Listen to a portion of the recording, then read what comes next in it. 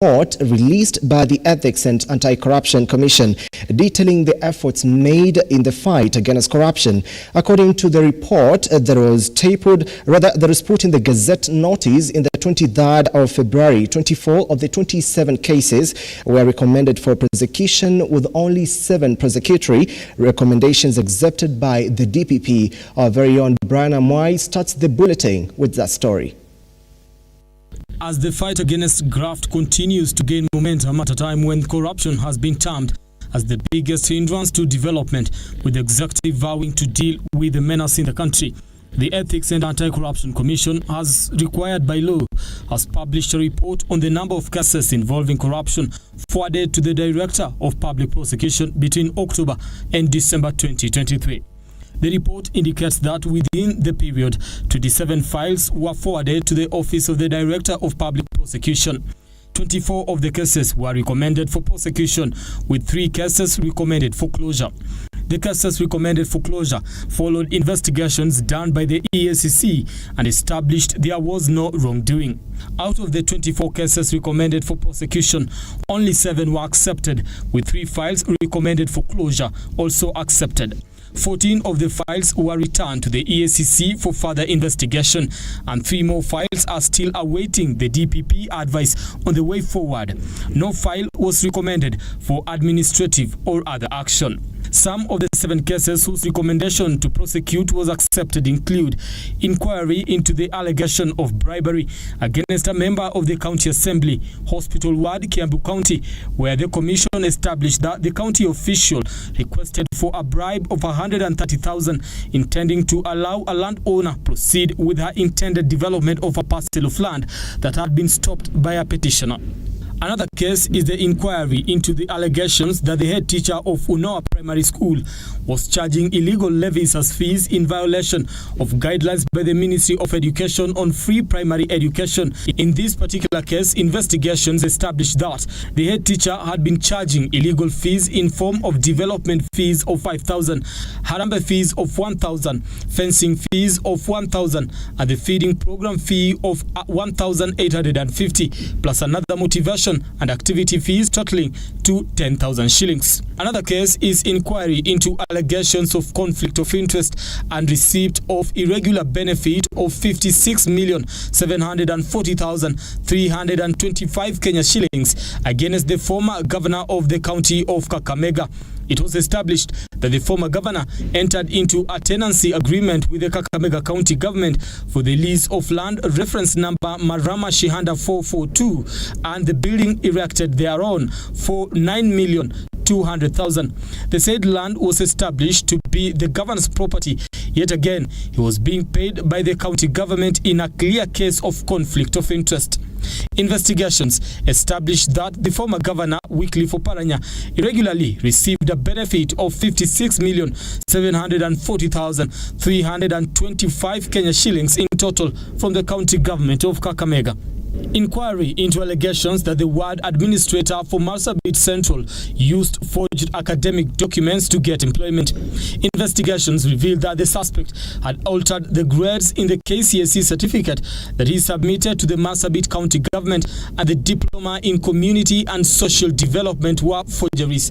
It was further established that the ward administrator had earned a net salary from April 2019 to September 2023 amounting to 1,954,324.15. One of the 3 cases awaiting DPP's advice includes investigation into the allegation of irregular award of tenders and embezzlement of funds by officials of the Bomas of Kenya Limited during the financial year of 2020-2021 through splitting of tenders and contracts to various companies amounting to 8,587,831. Brian Amwai, Lookuptv. Many thanks, Brian Amwai. Away from that, state officials in various departments have continued to present proposals before the Administration and Internal Security Committee to defend their budgets for the year 2024-2025. Immigration and Civil Services PS Julius Bitok stated that the government has constantly underfunded the ministry, affecting service delivery. Stanley Lugari attended today's session and now files the following report. Immigration and Civil Services Principal Secretary Julius Bitok claims that the main challenge of the passport issuance process is as a result of government funding, with more than 800,000 Kenyans having applied and paid for the passports, despite only 80,000 booklets remaining at the moment. 100,000 per year to more than 2 million. So the demand has gone 4 times more than. That's why there are so many people now requesting for passports, and we are requesting the committee to help us be able to overcome this. The main problem with passports has always been underinvestment, as the CS said in our meeting in Nakuru. The money that we need, like right now as we speak, as we sit here now, 800,000 Kenyans have paid for passports. They have paid literally. They have paid the government close to 5 billion. And yet they are not able to get the document. They are not getting the document. And yet they are paid. They say they have applied on e-citizen, they have paid, and we cannot give them the document. And yet, in our store, we have about 80,000 booklets remaining. Only 80,000 out of 800,000 that have applied. Similarly, Bitok has claimed that the ministry wants more money to finance and facilitate more service delivery centers across the country. Tenants of immigration offices, the government is committed to ensuring that we open more offices. And the government has directed that we open more offices, one office in Kericho, another office in Bungoma, another office in Nyeri. We also expand the office in Garissa, and that also requires support from the committee. We also want to expand the network of both registration and civil registration. As you may be aware, our registration offices are not in all counties, so it's our considered opinion that we expand so that in every sub-county we have at least a national registration office and a civil registration office. We have Idris Dagota, Principal Secretary, Ministry of Cabinet Affairs, while appearing before the Administration and Internal Security Committee to consider the 2024 budget policy statements, among other government officers, including the Department of Immigration and Citizen Services, the Office of Prime Cabinet Secretary, the Office of the Affairs of Parliament, along with the Office of Performance Management and Delivery, has acknowledged before the committee that there are duplicated roles among 3 offices and claims that it is an issue that is being addressed. Questions, then it doesn't go beyond it doesn't move to the next step. We reject or we send it back for review. That is the procedure, and that is the link we have with her. At the same time, we also provide secretarial services during the cabinet committee meetings in conjunction with the office of Madam Wanjau. Veronica Ntuva, Principal Secretary, State Department for Performance and Delivery Management, wants an increment of budget from 335 million shillings to more than 1 billion shillings for her office in the 2024 BPS, even though the MPs felt yet another duplication of roles with the Office of the Prime Cabinet Secretary. And performance. So under performance, our biggest weakness is we go out and evaluate. We need just vehicles for movement. For my teams, my work is very field-based. There's no work that any of my offices does from the office. Stanley Lugaria, Lookuptv, Nairobi.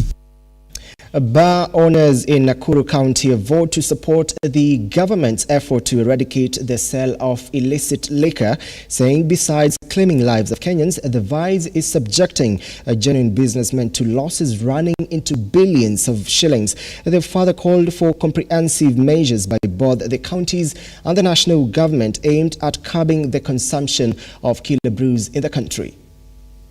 As the government is keen on ending the sale of lethal substandard brew in the market, the chairman of the Bar Owners Association, Dr. Abdul Noor, has asked the county government and the police officers to ensure that laws and regulations governing the sale and consumption of alcohol are adhered to, while advising bar owners to buy supplies from accredited distributors to avoid briefcase merchants who sell counterfeits. Dr. Noor said manufacture and distribution of killer brews can be traced to a few selfish individuals who want to enrich themselves as they endanger the lives and health of Kenyans. Pigana kabisa na hizi pombe ambazo zina sumu, kwa sababu hatutaki kusikia mambo kama ile imefanyika kule Murang'a, watu wamepoteza maisha yao, ikuje hapa. Kitu ambaye sisi tunamuuliza naibu wa rais, hizi pombe ambazo zinatengenezwa na ethanol, tunataka ajue ni kina nani wanalete. This comes a few days after 20 people from Kangai and Kirinyaga counties lost their lives and 20 others going blind after taking illicit alcohol. Noor also asked the court system to issue stringent bail terms and deterrent fines to offenders contravening the provisions of these laws to completely eradicate and discourage illicit brew consumption. Sasa watu wanapelekwa kotini na ameshikwa na enzano, unakuta mtu anapigwa fine ya shilingi 10,000, shilingi 5,000. Kwa hivyo ni kusema hii itakuwa mtindo. Kwa hivyo tunataka pia mahakama zetu zikue macho kabisa na zichukue hatua kali kwa wale watu ambao wanapatikana wanaleta enzano huku waweze kushikwa. Lakini zile vilabu ambazo zinauza pombe nzuri zikubaliwe na wapatiwe nafasi yao kufanya biashara bila kusumbuliwa. The Vice Chairman of the Bar Owners Association, Alex Kangede, has regretted that the illegal substances are causing havoc in the community and even leading to the death of mostly young consumers. Kangede said their association of over 1,500 members will continue complying with the government's directive in selling approved alcohol brands. He, however, called on the county government to strictly enforce the law and not license outlets near schools and residential estates. Polisi wasipochukua hongo, baa zitafuata masaa, wines and spirits zitafuata masaa. County wakifanya kazi yao vile inastahili, hatutauza pombe mahali haistahili. Maureen Bosire, Lookuptv.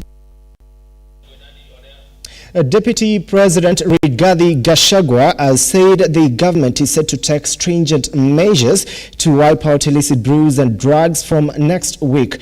Speaking at Kapsoton SDA Church in Nandi County, Gachagua noted that the President RUTO's administration is keen on using a holistic approach to wipe out illicit brew and other government agencies.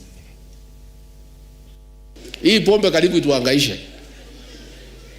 Vijana walikuwa wanakunywa, wanalala kwa mtaro. Ameoa juzi bibi yako kwa kitanda, yeye analala chini ya kitanda. Sasa hiyo ni bomba gani? When leaders got a chance to address the crowd at Kapsoton SDA Church, they wouldn't desist to create more awareness against consumption of illicit brew in Kenya.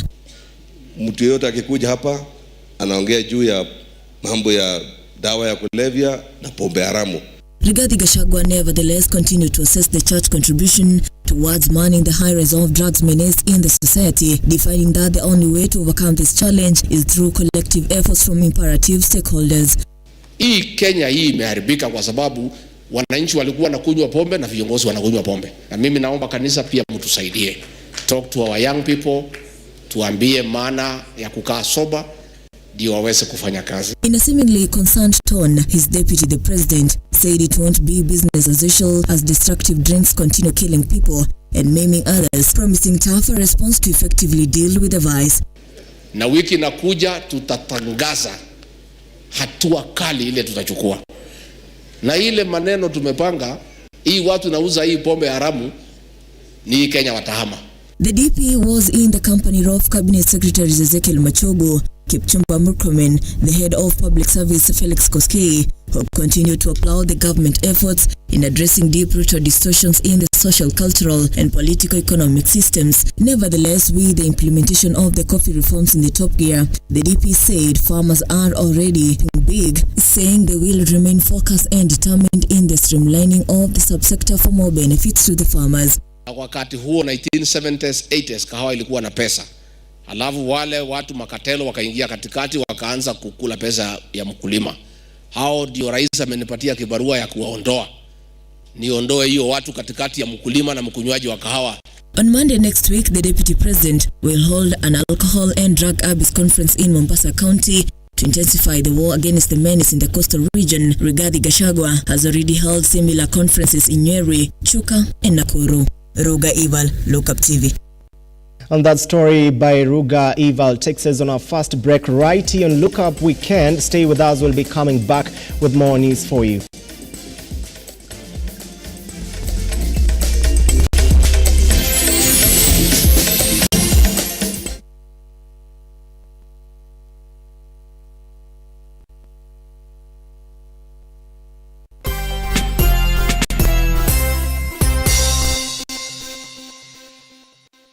you a junior secondary school, a college, a TVET institution or a university and you want to advertise your intake? Book now and advertise with us today on both Lookuptv and all our digital platforms. Call us today.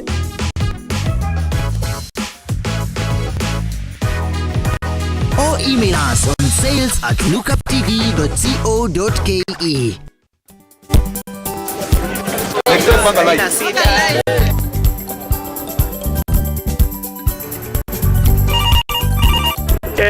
Mambo ni mawili, kufikisha, kumwaga na kurudi. Kulala ni mwaka mpya.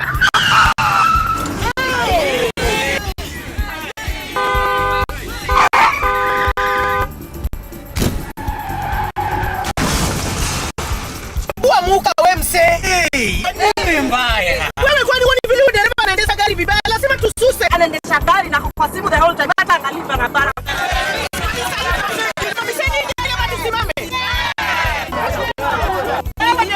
Wewe, mwaka iliyopita peke yake watu zaidi ya 3,000 walipoteza maisha yao barabarani kwa sababu ya tabia kama hizo. Hautatuangamiza tukiona. Naomba msamaha, tutamtendeka vizuri. Si wameomba msamaha. Sasa twende tusafiri kwa mwendo wa aste. Dere Smart hufikisha abiria salama. Ujumbe huu umeletwa kwako na NTSA kwa ushirikiano na European Union.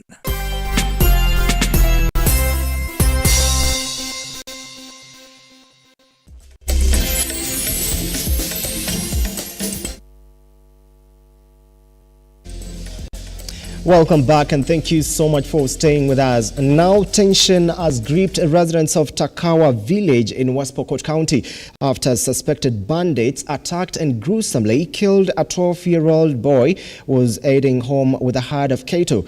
As Phil Charles now reports, the suspect are believed to have come from the neighboring Namakata village from Turkana County. This is Takawa village, West Pokot County. Fear, tension and anxiety as residents still try to come to terms with the murder of a 12 young boy, the latest victim of a bandit attack. The deceased boy, Paul Lukai, is said to have been attacked while heading home with a herd of cattle on Friday evening, with the bandits believed to have moved from Namakat area, a neighboring county of Turkana. West Pokot Deputy Governor Robert Komole has called on Interior Cabinet Secretary Kithure Kindiki to meet all leaders in the region to mitigate the dire situation. Nataka niambie Waziri Kindiki kwamba tukiongea kama viongozi ya West Pokot, hatuwezi ongea ukifikiria ukituita twende hapo Nakuru tuongee ama tu record statement unafikiri sisi tutakuja kunyamaza. Nataka ambia wewe Waziri Kindiki, hiyo upuzi yako hiyo hatuwezi tishika na hiyo upuzi. Sisi tulisema ita viongozi ya Turkana, ita viongozi ya West Pokot, ita viongozi ya Elgeyo Marakwet na Baringo wakalishe chini, waongeleshe ili amani ikuje. Lakini hii mambo ya kutisha watu ati unakuja kurecord statement na Nakuru, ndio labda deputy governor nyamaze, wabunge wanyamaze, governor nyamaze. Nataka niambie wewe, hiyo ni upuzi na hatutanyamaza. Unajua umeniita nikuje tarehe 21 tena. Nitakuja kusema yale nitasema hiyo siku. Hiyo tarehe 21 nitakuja kusema. Na nikitoka nje bado nitakuja kuongea kwamba usikae Nairobi ukifikiria umemaliza kazi. Kama unataka kuja kumaliza kazi, kuja West Pokot, kuja Turkana, unganisha viongozi, unganisha viongozi. Charles, Lookuptv. Siaya Governor James Orengo has rubbished claims that the Azimio leader Raila Odinga will end involvement in local politics if he is confirmed as the next chair of the African Union Commission. Orengo has categorically told the government team, which conspicuously seems excited about Odinga's decision, Mr. Odinga will remain active in politics while steering the opposition outfit. Henry Tende with that story. The decision by the Azimio leader Raila Odinga to vie for the African Union Commission chairmanship continues to elicit mixed reactions from both the opposition outfit and the government team. President Ruto's confidants have welcomed the decision and voiced their support for Odinga to go for the seat. The excitement in the government camp, Siaya Governor Orengo says, is emanating from the notion that Raila Odinga will cease participating in local politics once confirmed in the role. This, though, Orengo says it is a piped dream. Tumesema mchana na isikike ya kwamba kwenda kwa AU si kwa kusema kwamba wewe huwezi kuwa president. Bibi ya Zuma alikuwa chairperson, kaenda South Africa akasimama kama rais. With jitters having gripped the ODM and Azimio team over the fate of the opposition in case Odinga clinches the seat, Orengo has assured Odinga supporters that nothing will change, stating that the former premier will still be in charge of the opposition. Raila has not suspended his constitutional rights. He's the leader of Azimio. Is the leader of ODM. Orengo has come out to set the record clear that before arriving at the decision to go for the chairmanship, Mr. Odinga had widely consulted with leaders across the continent. Raila cannot make decisions on the basis of small men in Kenya. When he makes a decision, it's a decision that he has shared with leaders from other countries, in and outside Africa. And when Raila says he's going to AU, he has done consultations. Orengo made the statement during the burial of Game South youth leader Agri Okoth Ombe. Henry Tendanyula, Lookuptv. Many thanks, Henry Tende, for that story. The Samburu County government has distributed 900 Saiwo Keto to families in a project set to mitigate the effects of climate change. In the event, Governor Lati Lelate noted that the county administration is committed to ensuring business during the dry season. Residents are in business. Shamila Baraza now reports. As Samburu County grapples with climate change effects, which has seen parcels make huge losses, today residents have a reason to smile after Governor Lati Lelate distributed 900 heifers with great ability to produce huge amount of milk and meat. Ng'ombe ni ile breed tofauti ambaye ni asawel ambaye ni juu kidogo kwa hizi ng'ombe yetu. Kwa hivyo hizi ng'ombe ambayo zimekuja saa hii, sisi tukipata hiyo mbegu kwa sababu sasa tayari mbegu imeingia. Kwa hivyo tunaona hiyo mbegu ikisambaa, tutaona kama tutabadilisha hii breed ya ng'ombe. Na nyama mingi, iko na maziwa pia mingi. The residents lauded Governor Leletit, saying they look forward to expanding and interbreeding cattle for more sustainability, adding that they have never seen cattle distribution in Samburu before. Ni furaha kubwa sana siku ya leo kwa hii serikali yetu ya gavana yetu Lati. Tujawahi pata furaha kubwa sana siku ya leo bila tulipata ng'ombe watu ya Lakers. Ninashukuru Mwenyezi Mungu kwa sababu ya serikali ya Lelelit.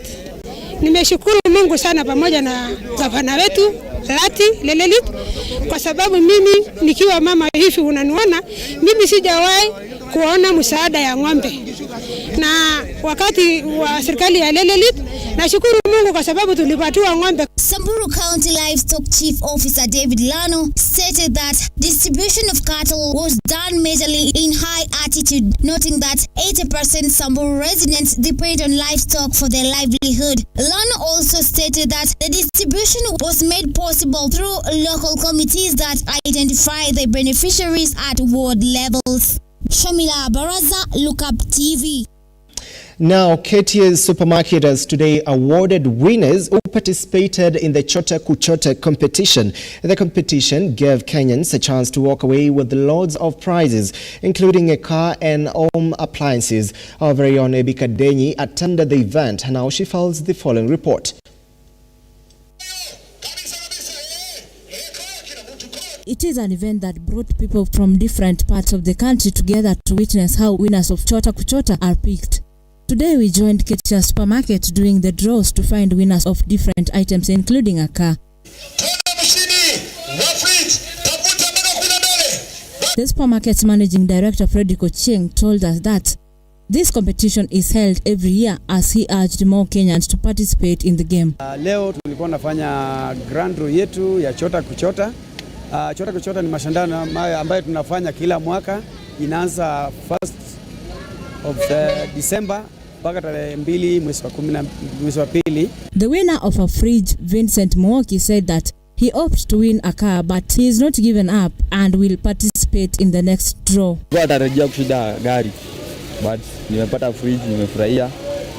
I think nilikuja tu hiyo day nikafanya shopping, alafu nikaambiwa watu wanaandikisha hapa, nikaandikisha.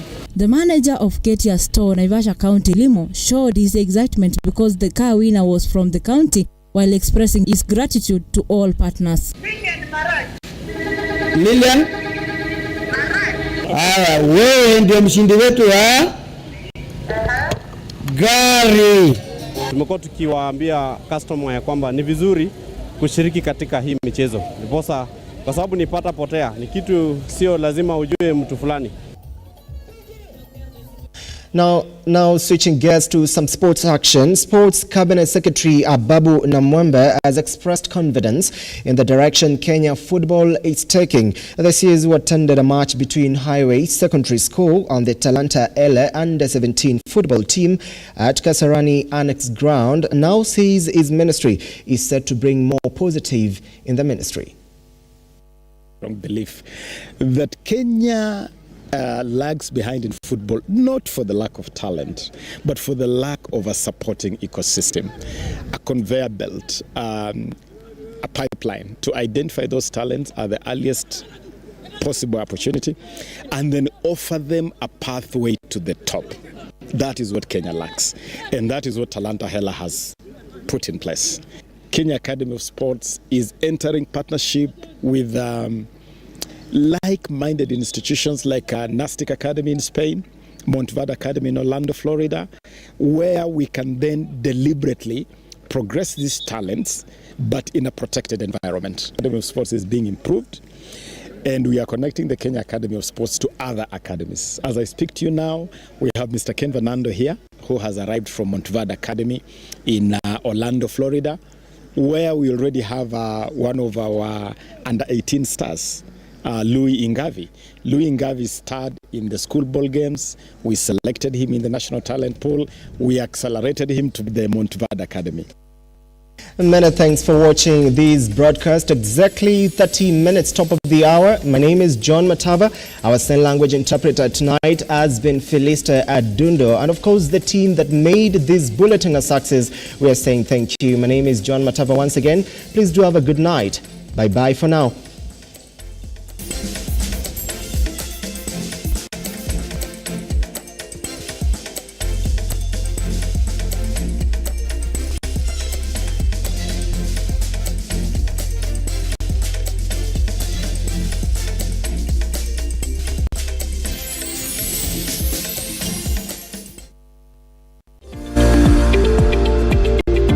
We value your feedback and welcome your complaints about our programming and operations. Feel free to get in touch with us through 0700 893 542